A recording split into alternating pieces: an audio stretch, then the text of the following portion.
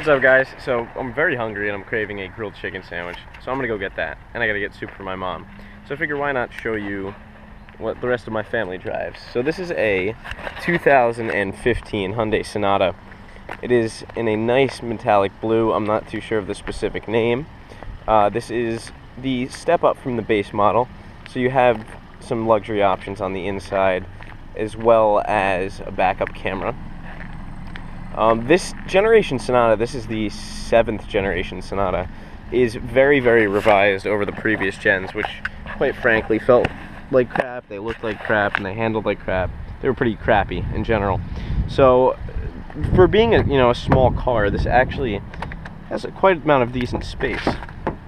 You have very, very nice legroom that back here. I mean, you could fit somebody who's 6 feet back here, no problem.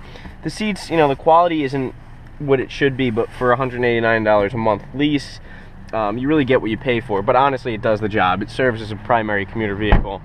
In terms of trunk space, let's see how we could open the trunk. In terms of trunk space, it's really not bad for the size of this car. It's an economical car, but you can still fit 2 suitcases in there, or whatever the heck my mom has in here, with these. So let's go take this for a little drive to the store.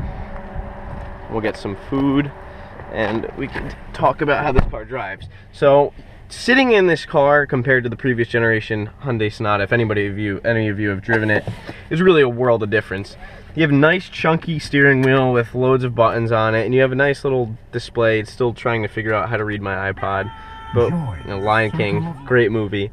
So you have like a little radio, stereo system here. It's really not that bad, and the car in general over the 6th gen feels so much more just built better. I don't really know how to describe it besides saying that. The previous gen was so bad that, any improvements that they made really feels a world of difference. So let's drive this. They have, you could put it in Tiptronic mode, which I do sometimes, but it really doesn't really make a difference. And you have Sport, Eco, and Regular. So Sport, it just shortens the throttle mapping, and Eco does something along those lines in terms of making it less sensitive. So I drive it in Sport a lot of the times because the regular throttle response, quite frankly, is pretty terrible. Sorry, I stuttered a little bit. I don't know if you saw that Ford Police Interceptor back there, the Interceptor utility. So it has a decent amount of power. Let's see. This is 2nd gear.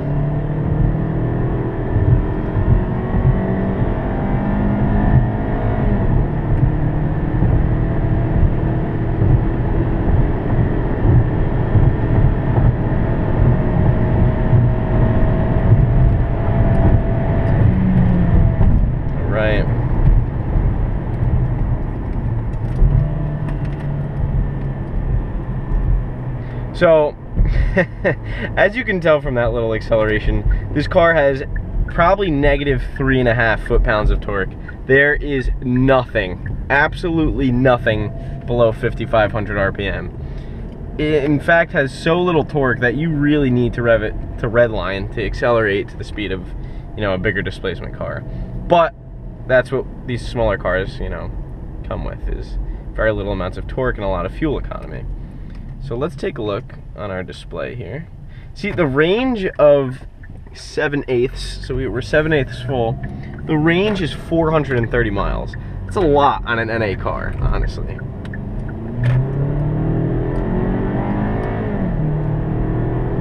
Doesn't sound too bad. I mean, I'm not a huge fan of how inline 4s sound, but you really get what you pay for.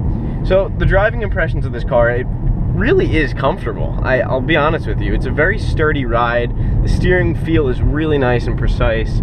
And simply because there isn't the money when they build these things to really innovate and make electric steering and all different maps for comfort settings, electronic dampening. They don't have any of this. So this car is really just a straightforward commuter car. And sometimes that's a good thing. I enjoy that every once in a while. So we'll turn off traction control here. It's funny, this car puts so little torque down that it doesn't even spin when you're like going up a hill or you turn. Let's see. Barely. I can pull first again.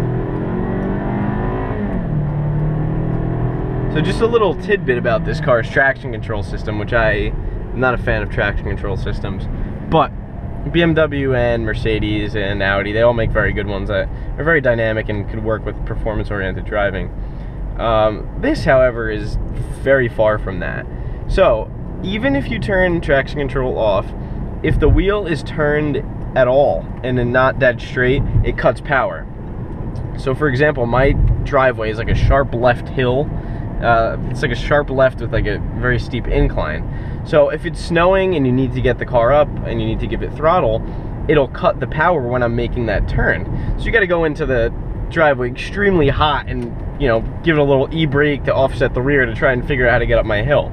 But it's something like that they didn't really think through. So, you know, driving this car in sketchy conditions is good because the traction control works, but if you get stuck in snow and you really need to free yourself, it's quite difficult because the car prevents you from actually turning the wheel to, you know, make a move. So we'll go over to the highway for a little bit. Nice blinker sound. It's a very good sound.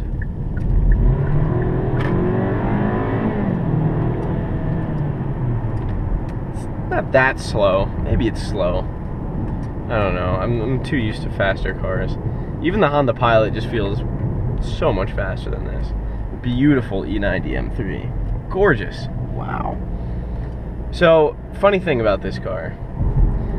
So it was June, and I had a track day booked at Pocono Raceway. And I was so excited to take my M5 out on the track because, you know, the way I drive on the road is essentially how normal people, you know, is essentially how people drive on the track. So let's do a little acceleration first and then I'll get back to that story. Not bad turning. Let's see what we got here. It's a second.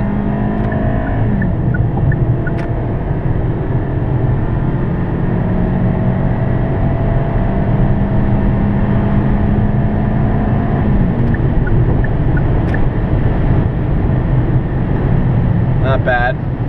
It's 100.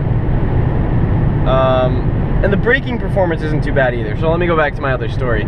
So I was all excited for this track day at Pocono Raceway, and I just finished prepping my car. We did the brake pads over at Apex Auto Works. I was driving home, and the SMG clutch in my M5 started slipping, and it completely failed to grab any gear.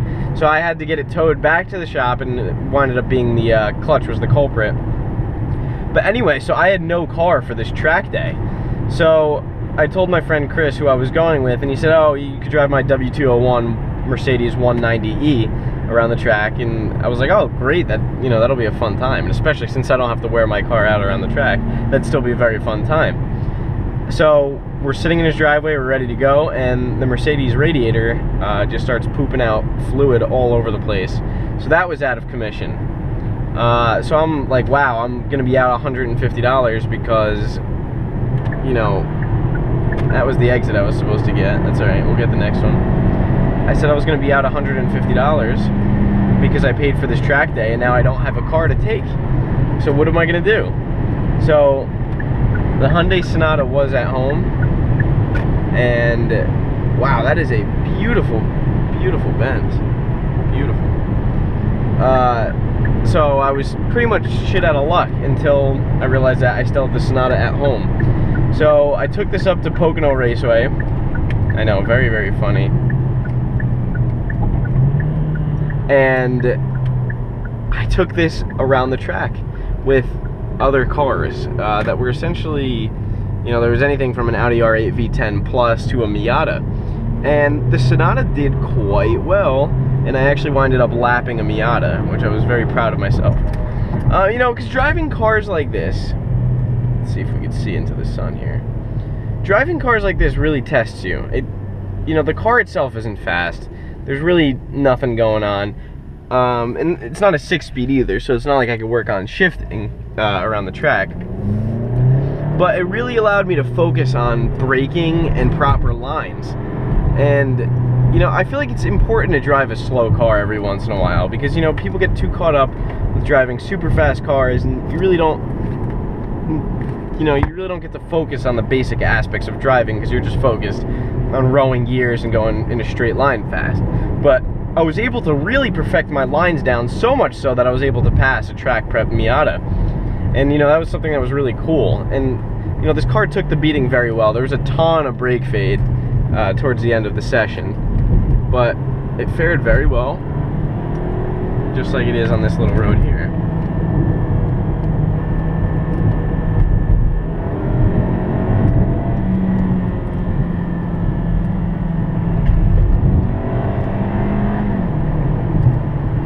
You know what, the turn-in actually isn't too bad.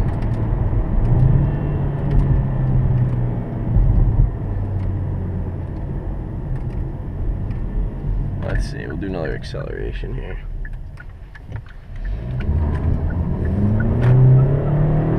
Little torque steer.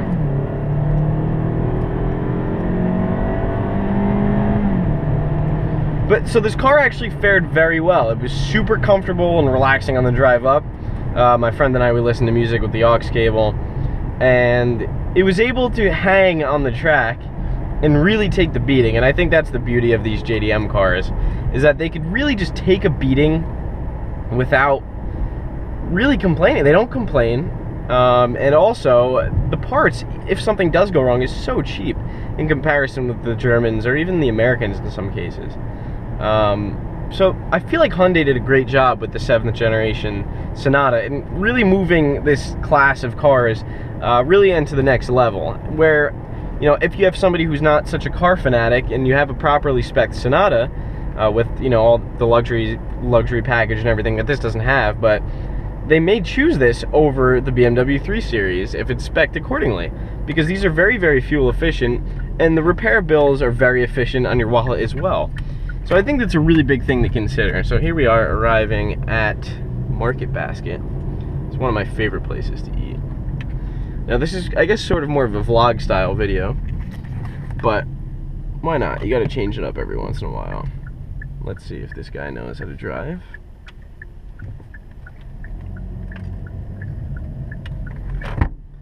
Alright. Okay, Mr. Kia, we got that on camera. So never pull all the way through a parking spot unless you look both ways, because that's essentially the same as pulling into a street without looking both ways. Love that. Alright. Hope you guys enjoyed this little drive. Whoa, there we go. Let's take a look to see what Market Basket has. So Market Basket's like an upper end food store, grocery store. But they also have a great deli section. So let's take a look at that. Let's lock the car first. Alright. Let's just acknowledge how beautiful the new S-Class is.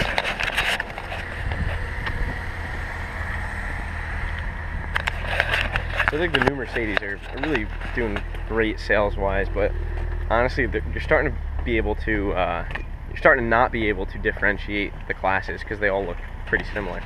So let's go inside Market Basket. How you doing? How you doing? Can I just get a grilled chicken sandwich on long roll with bacon, a little bit of cheddar, and the balsamic reduction glaze thing? On here, you said? Excuse me? On a long roll? Yes, sir. You want it warmed up? Yes, sir. Thank you. Alright, so the trick now is going to be to figure out how to get this soup home in one piece. Got the food, as you can tell. Let's see.